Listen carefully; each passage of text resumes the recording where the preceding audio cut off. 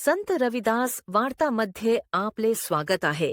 महाराष्ट्रातील राजकारणी, सामाजिक ताज्या घडामोडी तसेच रोजच्या न्यूज पुढील प्रमाणे राहतील.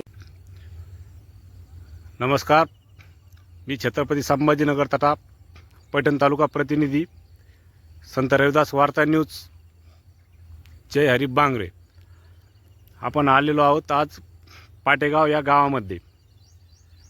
पाटेगाव येथील वाळू घाटातील कामकाजावरून सध्या विविध प्रश्न उपस्थित होत आहेत. संबंधित घाटाचा टेंडर हा लेबर टेंडर स्वरूपातील असल्याचे सांगितले जात आहे. प्रत्यक्षात JCB व पोकल्यांच्या यंत्राच्या साहाय्याने वाळू उपसा सुरू असल्याचा आरोप स्थानिकांकडून करण्यात येत आहे. याशिवाय एका गटातील मंजूर असलेल्या टेंडरच्या ठिकाणी दुसऱ्या गटातील वाळू देखील आणून साठवली जात आहे, अशी चर्चा नागरिकांमध्ये पसरलेली आहे.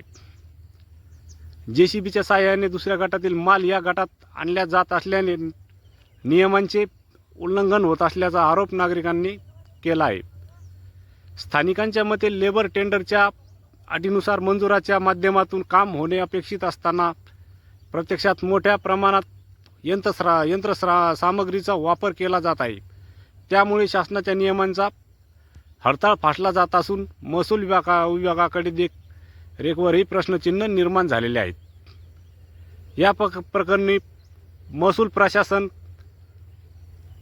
खनिकर्म विभागाने तातडीने चौकशी केली पाहिजे, दोषावर कार्यवाही करावी अशी नागरिकांची मागणी आहे. संत रविदास वार्ता न्यूज प्रतिनिधी छत्रपती संभाजीनगर तथा पैठण तालुका जय हरी बांगरे.